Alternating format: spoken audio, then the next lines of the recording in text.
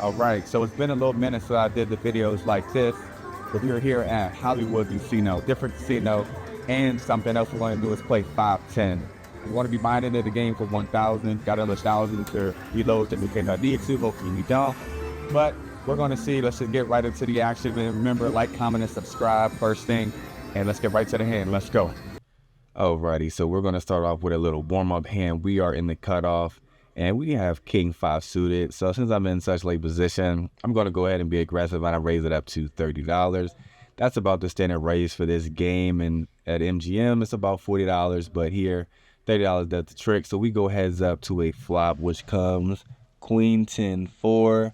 And so I would be c-betting this with all of my hands. So I quickly bet out for $25, get a quick fold, and we win the first hand. Let's go.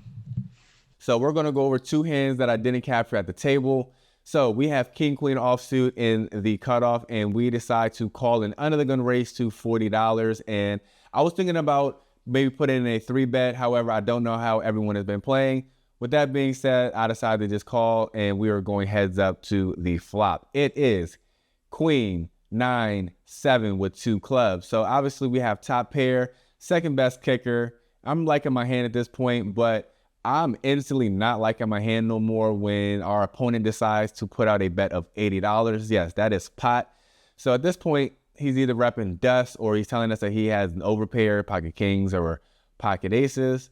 So I'm not liking that spot, but there's just no chance that I can fold. And I also do have the queen of clubs, so I can go runner clubs.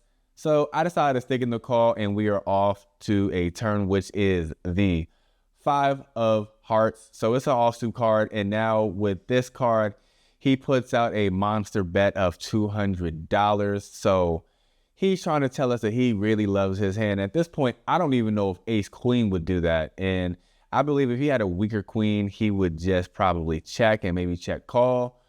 But with all this being said, I don't want to get pushed around playing 5-10. All of these players, they all play together every Saturday, and I'm new here, so they might just think that I'm taking a shot.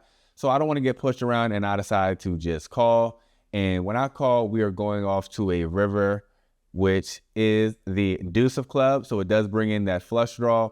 And now he decides to check. So I have a decision to make. Do I need to turn my hand into a bluff?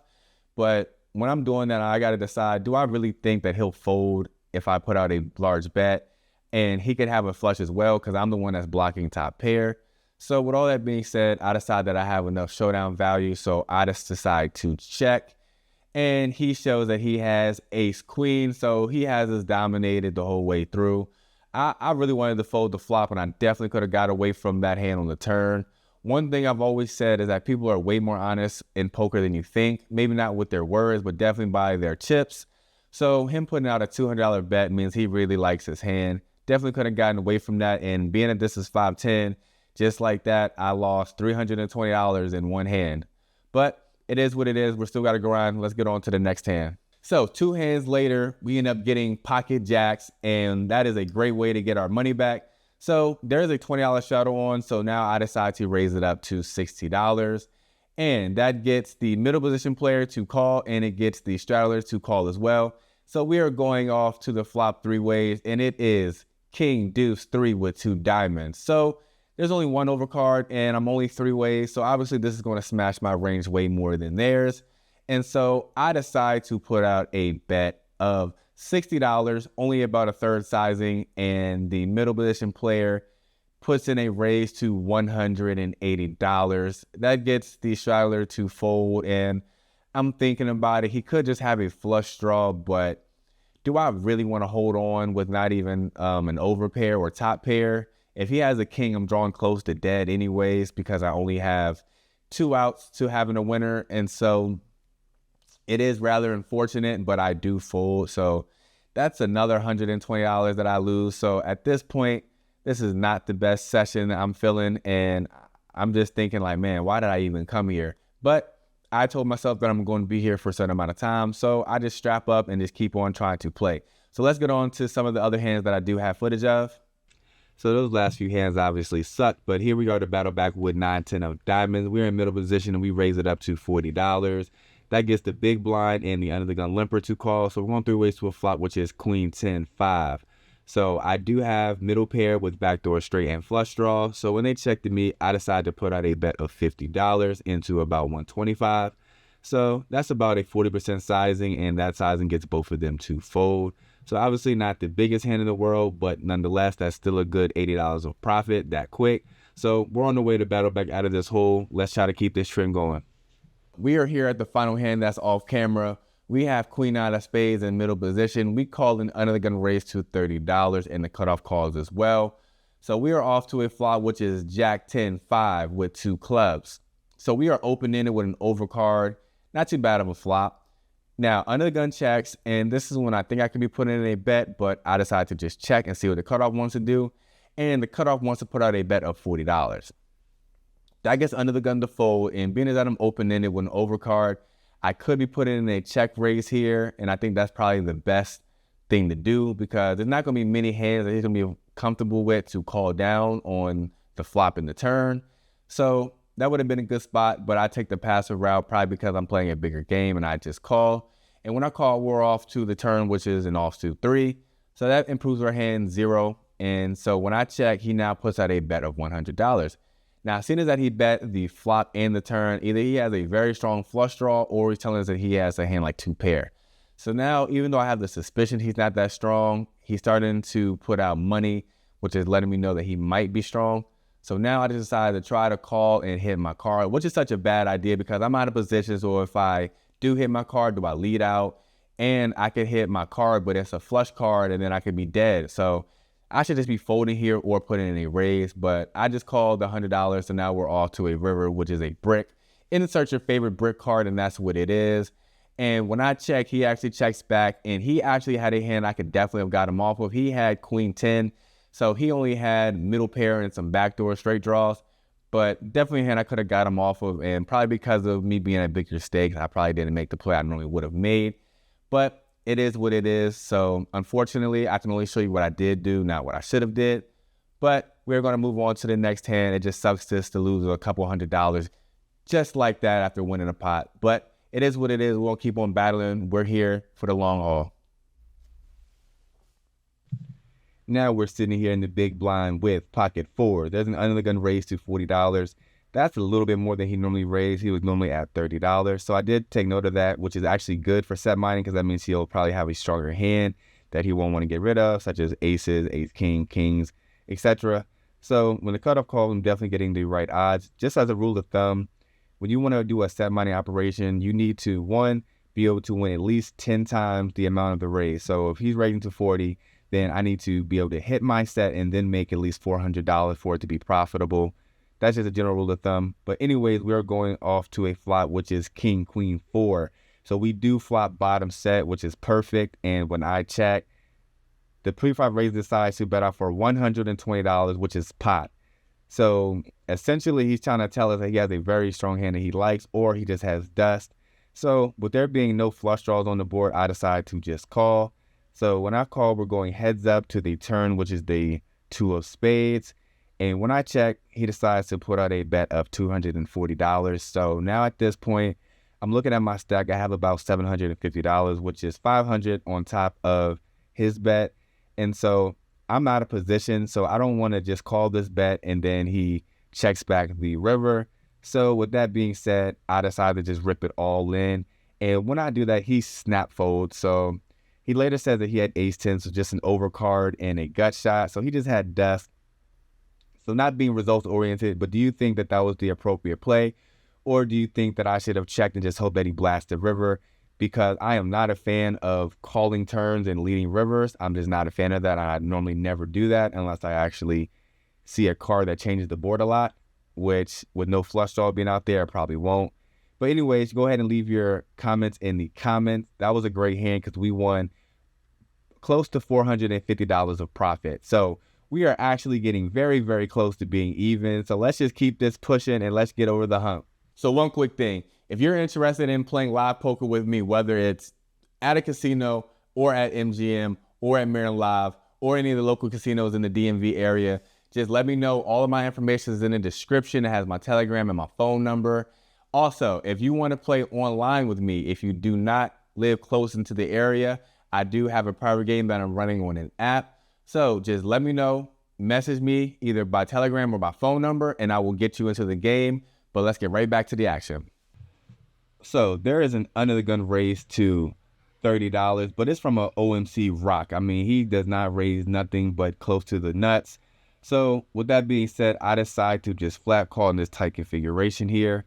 And the cutoff decides to call as well. So we're going 3 ways to a flop, which is King, Jack, 8, Rainbow. So we do have middle set, but we can still be behind here. But weirdly enough, the OMC decides to check it. And obviously having a set, I'm going to bet my hand. I'm unblocking all the top pairs and all the straight draws that somebody could have. So I bet out for $40. And weirdly enough, the cutoff decides to call and the rock decides to fold. So I'm thinking he must have had pocket queens or something like that. Just wanted to chuck his hand once 2 people called. So we're going to the turn, which is the ace of diamond. It does bring in the backdoor flush draw. Queen 10 does go home. But being that the ace is a diamond, the only really backdoor diamond draws he could have is King 10 or King Queen of diamonds.